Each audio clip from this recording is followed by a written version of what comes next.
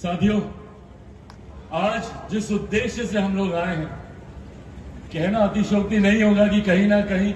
हम लोगों से पहले आप लोगों ने उस बात का मन बना लिया है। हमारे प्रधानमंत्री जी ने हम तमाम एनडीए के साथियों को ये लक्ष्य बाद में दिया कि आपको 400 सीटें जीतकर आपको लाना है, पर उससे पहले ये संकल्प देश की जनता और विशेष तौर पर हमारे बिहारी साथी ले चुके हैं कि पुनः तीसरी बार मौजूदा प्रधानमंत्री आदरणीय नरेंद्र मोदी जी को देश का प्रधानमंत्री बनाना। आज यही एक आग्रह पुनः आप लोगों से करने आया हूं। चुनाव की पूर्व संध्या है, नामांकन का दौर शुरू हो गया और आज मैं जिस नामांकन के लिए आया हूं वो पुनः मेरे लिए बहुत खास है। मेरे परिवार के सदस्य के समान, मेरे साथी, मेरे भाई, अब छोटे भाई बड़े भाई वो हम लोग बाद में तय कर लेंगे विवेक ठाकुर जी, आज मुझे ईमानदारी से बहुत खुशी है और मैं एनडीए के तमाम साथियों को विशेष तौर पर धन्यवाद दूंगा। जिस तरीके से इन्होंने प्रत्याशी के रूप में, अभी भी मौजूदा सांसद है, पर जब लोकसभा में जाकर आप लोगों के विषय को उठाने का काम करेंगे, आप लोगों की समस्याओं का समाधान करने का काम करेंगे, तो मुझे उम्मीद ही नहीं, विश्वास है कि इनमें वो जुझारूपन है, इनमें वो तत्परता है। हम लोगों ने पिछले कुछ समय बिताए, एक बार के लिए आप सबसे क्षमा भी चाहूंगा, माफी भी चाहूंगा कि पिछली बार आया था जिसके लिए कहीं ना कहीं चूक हमसे भी हुई, पर आज आपको और पूरी जनता को ये विश्वास दिलाकर जाना चाहता हूं कि जिस दिन विवेक भाई जीतकर भारतीय संसद लोकसभा में जाएंगे, उस दिन से नवादा लोकसभा के विकास को कोई नहीं रोक सकता है। ये मैं भी आपको विश्वास दिलाना चाहता हूं। साथियों, जहां हम लोग 400 पार के लक्ष्य की हम लोग बात कर रहे हैं, ऐसे में बिहार की 40 सीट महत्वपूर्ण है। जरूरी है बिहार की 40 सीटें जीतकर हमारे प्रधानमंत्री आदरणीय नरेंद्र मोदी जी की झोली में, ताकि जिस मजबूती से हमारे प्रधानमंत्री जी देश का नेतृत्व कर रहे हैं, जिस मजबूती से हमारे देश को वो मजबूती प्रदान करने का कार्य कर रहे हैं, आज एक भारतीय होने के नाते भैया हम सबको गर्व होता है। आप देश के किसी कोने में चले जाइए, दुनिया के किसी कोने में चले जाइए, जिस तरीके से भारत का डंका बज रहा है, जिस तरीके से विदेशों में भारत और भारतीयों को सम्मान की दृष्टि से देखा जा रहा है, जब दूसरे देशों के राष्ट्रीय अध्यक्ष जब भारत आते हैं तो भारत की गौरव गाथा वो गाते नहीं थकते। ये स्वाभिमान, ये अभिमान हमें हमारे प्रधानमंत्री आदरणीय नरेंद्र मोदी जी ने देने का काम किया। हमारे प्रधानमंत्री जी ने हर क्षेत्र, हर वर्ग के विकास की चिंता की। सबसे पहले तो देश की अर्थव्यवस्था, जो आज से 10 साल पहले तक भैया हम में से किसी को नहीं पता थी कि कहां जा रही है, कौन से नंबर पर है, कौन से पायदान पर है, पर आज सोचिए दुनिया की किसी एक कॉन्टिनेंट की नहीं, पूरी दुनिया की जितने भी देश हैं उसमें 5वीं सबसे बड़ी अर्थव्यवस्था भारत की है। ये हम लोग के लिए गर्व की बात है और प्रधानमंत्री जी का लक्ष्य है कि अगले 5 साल में इसको तीसरी सबसे बड़ी अर्थव्यवस्था बनाना।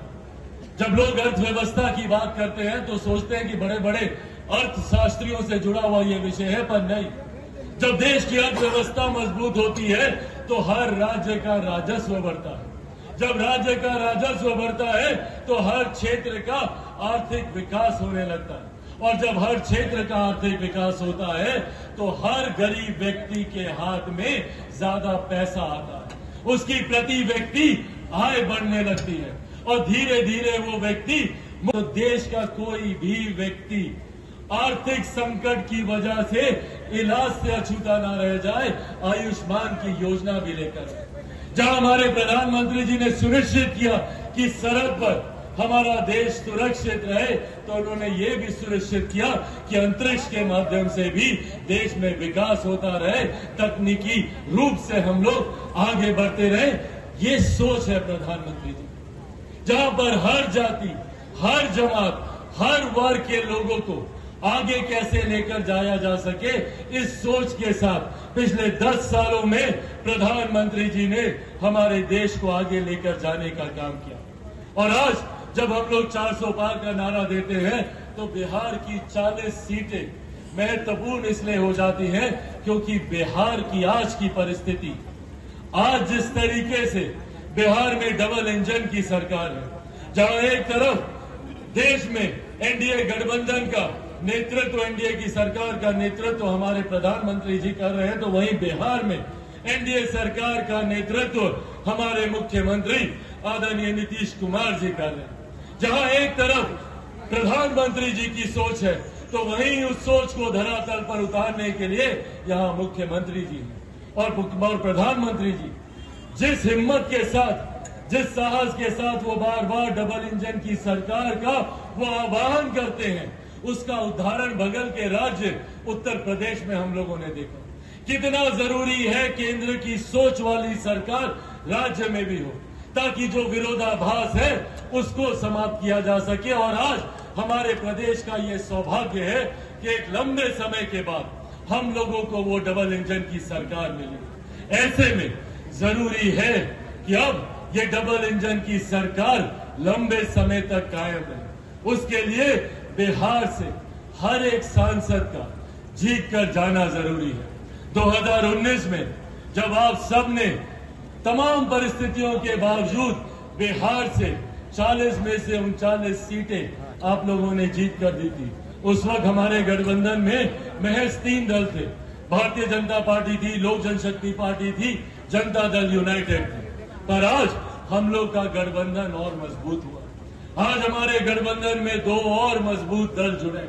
जहां एक तरफ राष्ट्रीय लोक मोर्चा, हमारे आदर्श, हमारे अभिभावक आदरणीय उपेंद्र कुशवाहा जी के आने से हम लोग को मजबूती मिली है, तो वहीं पूर्व मुख्यमंत्री आदरणीय जीतन राम मांझी जी की पार्टी के आने से भी हमारे गठबंधन को एक नई ताकत मिलने का काम हुआ। ऐसे में ये विश्वास हम सब का है कि ऐसे में बिहार की 40 सीटें जीतकर हम लोग पुनः हमारे प्रधानमंत्री जी को देश का प्रधानमंत्री बनाने का काम करेंगे। और जो कार्य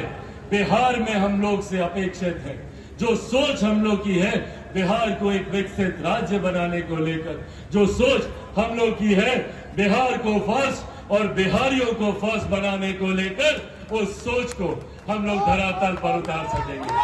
साथियों, अंत में बस आप सबसे आग्रह करूंगा, निवेदन करूंगा, 19 तारीख को मेरे भाई विवेक जी ने आज नामांकन किया है। बहुत जल्द क्रम संख्या भी पता चल जाएगी, पर 19 तारीख को आप सब अपने अपने गांव, अपने अपने घर से अड़ोस पड़ोस, रिश्तेदार, अपने तमाम साथियों को लेकर 19 तारीख को अपने अपने मतदान केंद्र में जाइएगा और वहां पर जाकर कमल छाप पर बटन दबाकर आप लोग मेरे भाई विवेक जी को लोकसभा में भेजने का काम कीजिएगा। ये आशीर्वाद है ना आप लोगों का? एक बार